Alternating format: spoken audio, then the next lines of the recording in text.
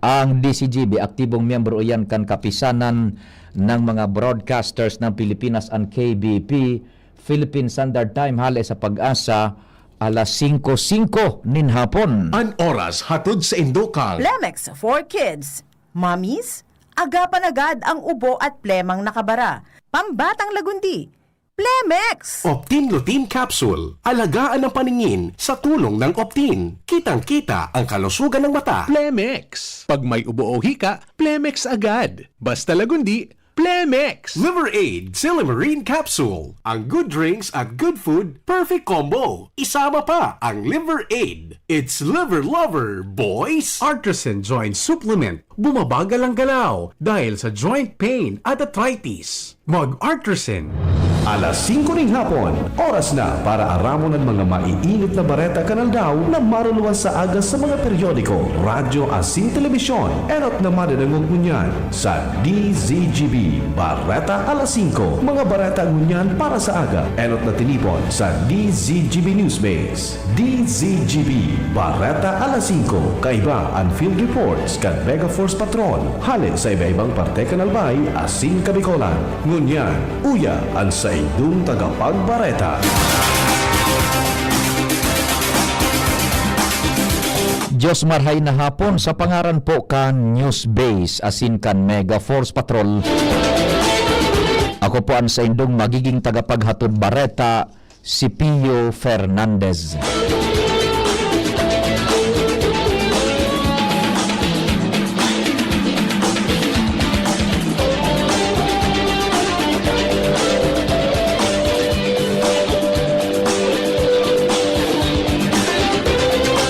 Inutuntan detalyes kan mga bareta sa lado nasyonal, sinugo ni Presidente Ferdinand Marcos Jr. O kaya siniguro ni Presidente Ferdinand Marcos Jr. ang pagkapatindog nin dagdag na pantalan sa palibot kan Lanao Lake tanganing mapakaray ang connectivity sa 18 nga munisipalidad na nakapalibot digdi katakod man kan pagpapakusog kan ekonomiya. Ang direktiba ni Marcos ginibo matapos na inspeksyonon ang bagong edifisyo sa Marawi City Port na minakantidad ni 261 milyones de pesos. Sinabi kang presidente na kung saro sanaan pantalaw sa Lanao Lake, daing connectivity kung kaya kaypuhan na madagdagan nin iba pa, tanganing mapagserbihan ang 18 munisipalidad. Mientras tanto, nag-imbitar na ang lokal na gobyerno kan Marawi nin ferry services tanganing magbugtak nin puhunan sa transport system sa palibot kan Lanao Lake. Ang Lanao Lake pandua sa pinakadakulang lake sa Pilipinas kung saan dakula ang papel kay ni salado kan socio-economic asin kultura kan mga Maranao. Dagdagan tan detalyes kan mga bareta sa lado lokal. Nasa linya si Chief Jimmy. Chief Jimmy, marhay na hapon, please go ahead. Sa mga dagdag niya itong bareta sa laog din 27 anyos na pag-service sa public service na realize ni acting Governor Glindaong Bungaw ang mga leksyon bilang naging pamayokan probinsya sa dahil niya piglalaw man na sitwasyon kundi darakan mga pangyari kung kaya siya nagdaranggainda kan provincial government bilang gobernador dakulan mga iging kundi dapat magpili kan mga tama asin nasususog sa pagiling niya na iyuan na nasa tama na panggugobernar. Ini ang tinungkusan niya kung kaya naging malibyano, marangay, nasayang kadalagan sa probinsya. Pero pang importanteng leksyon, asin pwedeng tungkusan kan kapwa niya leaders o urog na, palawag na ang June 30 sa mga LGU, importanteng maray, may pagkasararo asin pagtitinabangan dahilan sa ansarong executive dainin na magiginibo maski may mga plano, programa, ansarong local executive kung dainin na pagkasararo sa laog kan lokal na gobyerno. Sa 27 years na yaon ako sa public service, siguro maski puro paano, may naukuda naman ako. And ito lang po sa in-apply ko kang pagtupaw ko. Na-realize ko man kung gaano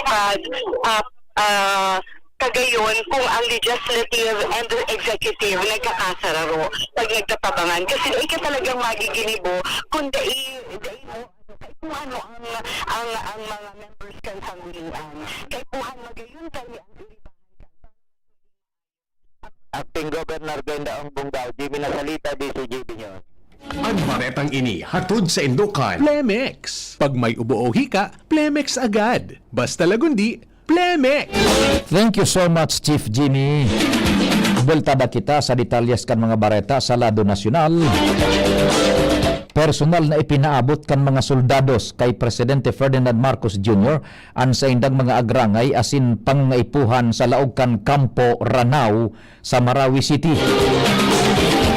Sa pagbisita kan presidente sa nasabing lugar, kinahuron kay ni ang mga tropas kan 103rd Infantry Brigade sa irarom kan 1st Infantry Tabak Division kan Philippine Army kung sain dinangog kan presidente ang mga pang-ural daw na agyat na pigahampang kan mga soldados. Kaibanan digdi ang kakulanganin barracks asin pahingaluan kan mga soldados, daing bubong na multi-purpose halls, mga kagamitan arog kang night vision goggles, mas makusog na intelligence, surveillance asin reconnaissance system. Afuera padigdi kulang man sa logistics ang mga soldado sa kampo, kasabay naan kawaranin garbage truck asin fire trucks kung sain ang sa indang pigagamit na pangtapok nin basura ang sa indang mga military trucks mentras nawawaran manin tubig kung kaya nadidiskaril ang operasyon sa kampo. Saro pang problema ang kawaran ng suportang medikal dahil daing doktor sa kampo kung kaya ang mga nagkakahilang na soldados kaipuan pang darahon sa pinakaharaning hospital. Katakod kay ni tangani mas mapakaray ang kamugtakan kan mga tropas asin sa indang familia, nagpromesa man ang presidente na pag-aadalan kay ni ang long-term solutions manungod sa mga ipinabot na reklamo kasabay naan health insurance, education, asin iba pa sa mga pati na po sa mga aki kan soldados asin garbage trucks para sa kampo.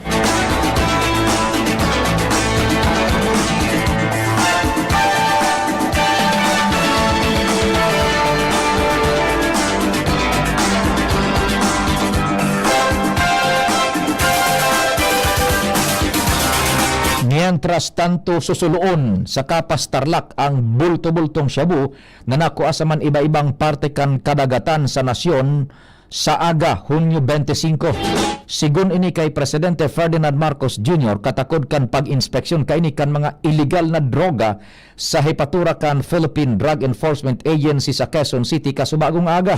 Sigun sa Presidente, maudyang mahiling kan media ang pagtumpos kaini sa incinerator kung sain bago inigigibuhon hihilingon sa giraray ang mga ini tanganing masiguro na ang mga illegal na droga ang susuloon talaga asin dai i-recycle o sa salidahan.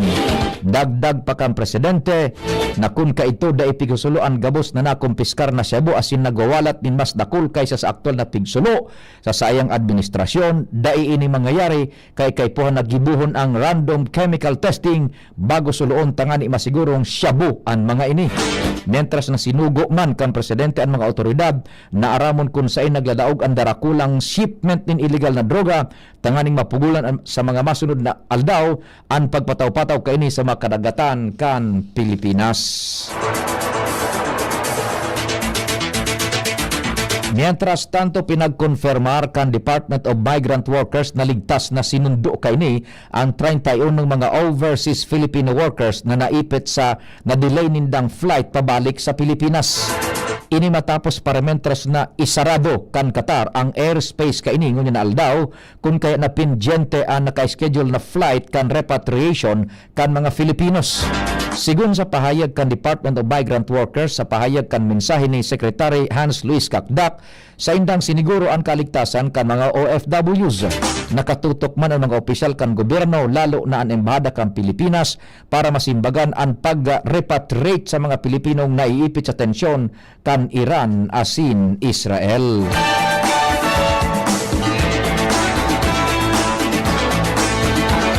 Mabultan detalyes kan mga bareta pakalis kan nagkaperang pagirumdum. Realize true comfort and relaxation at Dorotea Resort and Spa, a perfect venue for family outings, couple retreats, and various functions such as weddings, birthday parties, corporate seminars, and conferences. Dorotea Resort and Spa. We have backpackers rooms, standard rooms, deluxe, suite, and a penthouse. Also, relax and rejuvenate with our spas and invigorating treatments, services, and facilities. Dorotea Resort and Spa, Kahugutan, Bakakay, Albay. For reservation, contact us at 0917-777-5734. Find us on Facebook, Dorotea Resort and Spa. Relax, rejuvenate, and enjoy. Only here at Dorotea Resort and Spa. Kung ikaw ay edad 50 pataas katulad ko, may mataas na ang risk ng panlalabo ng paningin. Mas challenging ang pang-araw-araw na gawain tulad ng pagbabasa, pagsusulat, at pagmamaneho. Ang Optin ay may lutin na maaari makatulong sa kalusugan ng mata, nilalabanan ang epekto ng glaucoma, macular degeneration at katarata. Kitang-kita ang kalusugan. Mabibili ang Optin sa mga pangunahing butika nationwide. Mahalaga ang paalala, ang Optin ay hindi gamot at hindi dapat gamitin panggamot sa anumang uri ng sakit. Mga tugang, abangan ta ang paglunsar kan pinakabagong programa digdi sa DCGV Radio. Ang programang mahatod ning mga impormasyon, mga istoryang kapupurutan nin inspirasyon na naidulot kan pagtatrabangan nganing maiangat ang pagkabuhay kan mga Bicolanong paraomang benepisyaryo. Mag-iribahan kita, alas 10:30 hasta alas 11 nin pagkaaga. Magantabay, asin maghinanyog sa kape, asin baretang agraryo. Naghahanap ka ng kabalikat sa asenso at taman ang urig mo asin mag-asenso ang negosyo. May Uno Plus na kalidad, mag-Uno Plus, mag-Uno Plus. Asa sa imong mauwag, serbisyong totoo, produktong garantisado. Ang Uno Plus asin urig, Uno Plus matabang sa imo. May Uno Plus na kalidad, mag-Uno Plus, mag-Uno Plus. Asa sa imong mauwag. Sa Uno Plus, kalidad na masasarigan mo, serbisyong swak sa imo. Magbisita sana sa Uno Plus Facebook page. Ginhawang araw, Nay. Ano pong sa inyo? Hi, eto yung kailangan kong gamot. Kasya kaya sa budget ko? Imbis na branded, I recommend Actimed. Actimed? Opo, Actimed. Quality generics na singbisa na ng branded, may up to 85% savings pa. Laking tipid! Yan ang ginhawa sa bulsa. May ginhawa na sa bulsa, recommended pa ng pharmacist ko. Actimed Quality Generics. Mabibili sa Generica Drugstore. Tara na! Ginhawang Generica. If symptoms persist, consult your doctor. Isang pangalan singbisa ng maraming brand. Actimed Quality Generics. Dimples Romana po para sa Ginhawang Generica. If symptoms persist, consult your doctor. Balik kita sa detalyes kan Bareta sa lado nasyonal. Isinumitir na kan mga kumpanya kan petrolyo ang sa indang implementation scheme kasabay ang breakdown kan staggered adjustments kasuhapon. Sigun sa Departamento kan Enerhiya, ginibuan na sabing lakdang sa tahaw kan kaaditan sa supply kan petrolyo sa pangkinaaban na merkado dahilan sa gyera pag-ultanan kan Iraq asin o kay kan Iran asin Israel. Sa ngunyan, ipigprepara na kan gobyerno ang fuel subsidy para sa mga apektadong operators asin drivers kan mga pampublikong vehikulos dahil sa piglalauman na paglangkaw sa presyo kan petrolyo sa world market. Sa katakod na Bareta, 2 beses na mapautob ang mga kumpanya ng petrolyo sa Pilipinas nin aumento sa presyo kan sa indang mga produkto ngunya na ultimong semana kan Hunyo. Ini kasunod kan pagtugot kan mga kumpanya kan petrolyo na padiit-diit na ipautob ang big time oil price hike bagpoon ngunya na Martes, Hunyo 24. Resulta ini kan pagkikipag-uron kan mga opisyal kan Departamento kan Enerhiya sa mga representantes kan mga kumpanya kan petrolyo na positibo naman na nagsimbag sa kahagadan kan gobyerno. Ngunya na aldaw nagpautob ang Shell, Petron asin Sea Oil ning aumentong 2 pesos asin 60 sentimos kada litro sa krudo, sa gasolina 1 pesos 75 sentimos kada litro, mantang sa kerosene 2 pesos 40 sentimos man kada litro ang ipiglangkaw. Sa Huwebes, Hunyo 26, parehong aumento sa mga produktong petrolyo ang ipapautob. Ang iba naman na kumpanya siring kang Caltex nagpautob maning aumento na 3 pesos 45 sentimos kada litro sa krudo, 2 pesos 25 sentimos kada litro sa gasolina, asin 3 pesos 20 sentimos kada litro sa gas.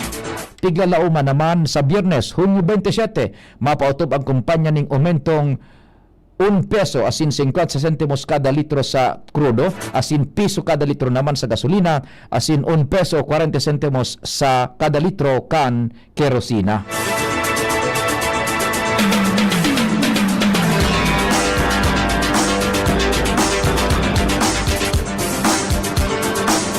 Mientras tanto, nakikipag-coordinar na ang Departamento kan Transportasyon as in Land Transportation Franchising and Regulatory Board sa man iba-ibang ahensyas di gobyerno para sa mas makaskas na pag-distribuir kan ayuda sa mga drivers as in operators.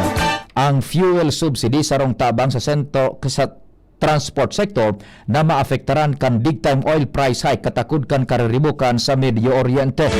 Sigun sa DOTR, daiman kaipuhan na consolidated ang mga drivers o operators para makaresibi ka na sabing subsidiya. Dagdag pa kan ahensya na maut kan gobyerno na maging inklusibo ang programa, lalo pa na bilog na sektor ang makakamati kan epekto kan paglangkaw kan crudo consolidated man udai. Piglalao man na maididistribute ang subsidiya sa lalong madaling panahon, basado naman sa direktiba ni Presidente Ferdinand Marcos Jr. na hidalion ang distribusyon kaini.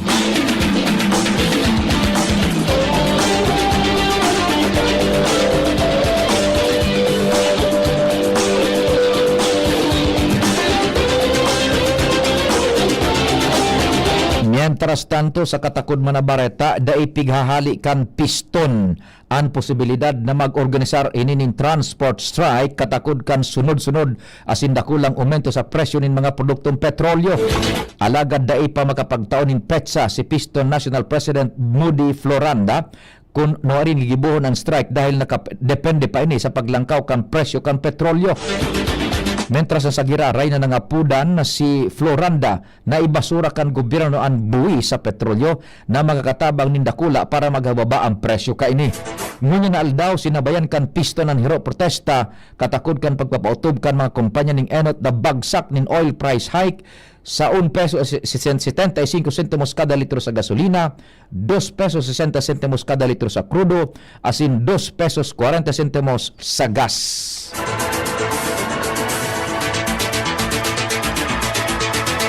Sa iba pang bareta, tinawan doon ni Manila Representative Joel Tsua na daipang pinag-uururunan o kaya day pinag-ururunan kan House Prosecution Panel ang sagiraray na paglatag sa 20th Congress kan impeachment complaint laban kay Vice Presidente Sara Duterte. Ipinahayag ini ni Chua na saro man na House Prosecutor bilang paglilinaw sa naunang bitan na Senator-elect Erwin Tulfo na plano kan Kamara na i-refile sa masunod na Kongreso ang impeachment complaint laban sa Vice Presidente. Paliwanag ni Chua day pwedeng gibuhon ang refiling dahil igoning 1-year ban rule na nagtatalaan ng sarong impeachment complaint sana ang pwedeng ilatag sa laog nin sarong taon. Ipinahayag kan Departamento de Salud na daipang na-detect sa Pilipinas na kaso kan COVID-19 variant na NB.1.8.1 umidbid sa apod na Nimbus variant kung halangkaw ang kaso kaini sa Amerika asin iba pang mga nasyon sa Sureasting Asia. Sa ibong kaini sinabi ni health spokesperson Albert Domingo na padagos ang pinagkukondusir nindang sequence sa samples kan virus para maaraman ang presensya kan variants. Sigun sa DOH official, ang Nimbus variant iyo ang descendant kan Omicron variant na nagkakausa ning sore throat na ankulog garo razor blade.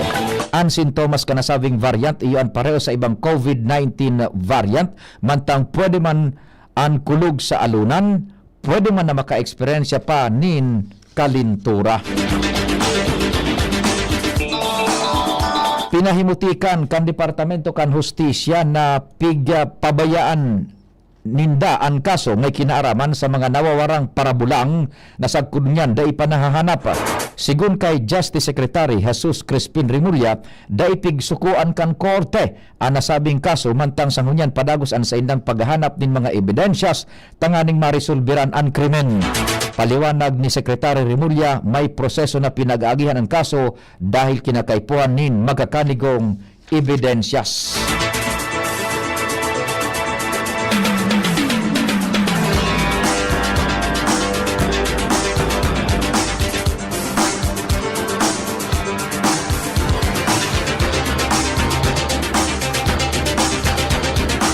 Mientras tanto, sarong bagong mobile app ang ipinaglansar kan Philippine National Police Communications and Electronic Services para sa mas makaskas asin madaling pag-access kan serbisyo hali sa kapulisan na inaapod o inapod na PNP services. Katuyuhan kan app na gibuhon na mas efisyente asin direkta ang komunikasyon kan pulisya sa komunidad. Nakabugtak digdian directory kan police stations, license to own and possess firearms o LTOP services, Police News Network asin mga link sa manlain-lain na unit kan PNP. Eksklusibo na ini para sa mga Android users. I-search sana ang PNP services sa Google Play Store. Sa tabang kan makabagong teknolohiya, siniguro kan PNP na magkapadagos ang serbisyo sa publiko.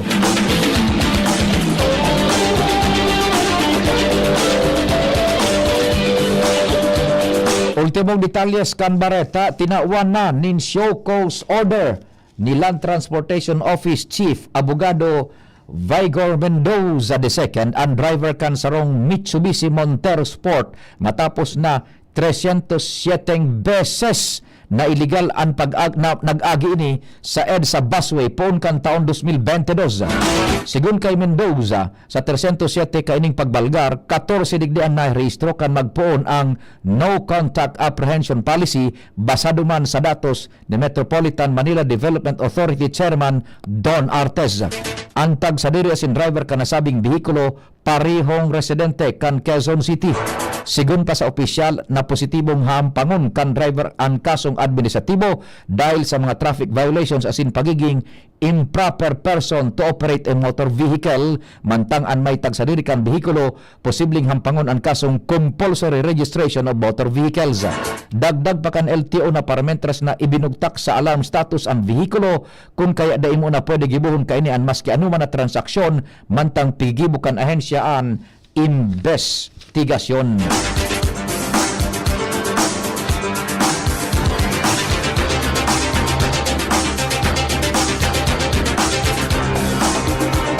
Sa pangarang ka nagsururat kan informasyon sa Pangenot ni News Director Mar Dela, katabang si Jen Matthew Balyaran, Nicole Ann Gloriane, ang Mega Force Patrol, kumpadreng Nal Baldo sa Master Control, sa IT yaon dyan si Jerome Nico Martinez. Ako po si Pio Fernandez. Salamat. Diyos marhay na hapon. Figaro, Figaro, Figaro.